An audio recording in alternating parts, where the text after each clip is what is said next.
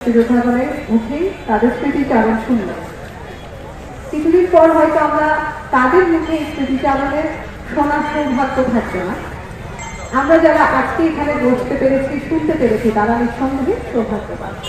এই যে প্রতি প্রজন্মের মাধ্যমে আমরা বীর মুক্তিযোদ্ধাদের আত্মদানকে স্মরণ করতে পেরেছি, তাদের স্পিরিটকে ধরে রেখে 2024-এর গণ-অভ্যুত্থান সহ এই যে বৈষম্যহীন বাংলাদেশ শুরু করার নতুন প্রত্যয়, আমাদের সবুজ শ্যামল বাংলা আবার আমাদের নতুন বাংলাদেশের তরুণদের হাত ধরে এগিয়ে যাক, একটি বৃত্ত সুন্দর বাংলাদেশ আমরা পাই, সুখী সমৃদ্ধ বাংলাদেশ আমরা পাই, সেটাই আমাদের সবার প্রত্যাশা। এই পরাধীনতার শৃঙ্খল ভেঙে আমরা এই আখাউড়াবাসীকে যে নতুন মুক্তির স্বাদ এনে দিতে পেরেছি, যে বীর মুক্তিযোদ্ধাগণ এবং দেশপ্রেমিকরা আমাদের এই স্বাধীনতার জন্য, এই আখাউড়াবাসীর স্বাধীনতার জন্য আত্মত্যাগ করেছেন, আমরা তাদেরকে গভীর শ্রদ্ধা করে স্মরণ করি।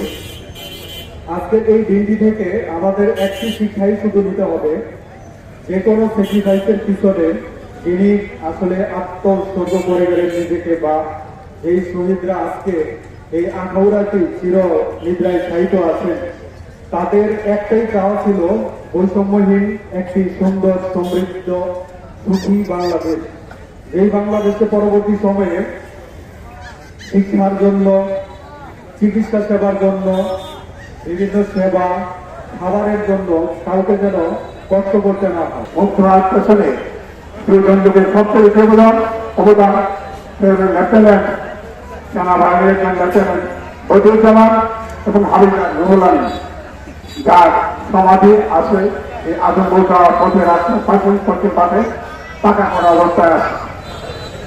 আর 18 বছর জীবনরাতে আপনার আখাউড়া রাধানগর জেলার ছাত্র মুক্তিযোদ্ধা শহীদ আমির হোসেন শাহাদত বরণ করেন 5 তারিখ নিহত রাত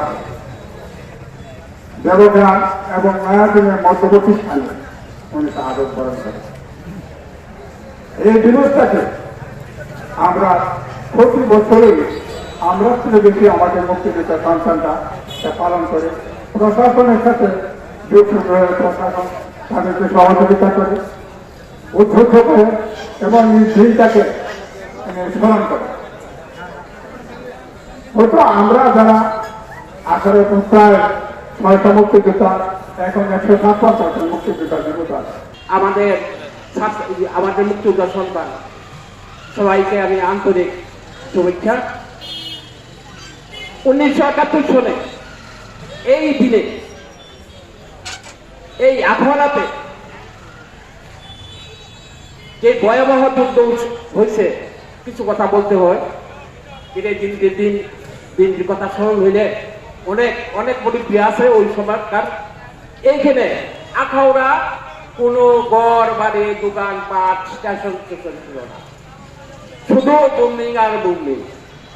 এই কোটদা, বাসুদেব, খড়মপুর, আজমপুর, দুর্গাপুর, নয়াদিন, গঙ্গাসাগর, গাজীর বাজার, এইসব এলাকাটা কোনো কিছুই ছিল না, শুধু কামানের গোলা, বিমানের গোলা, আর্টিলারি গোলা, অনেক মুক্তিযোদ্ধা বাহিরা শুরু হয়েছে।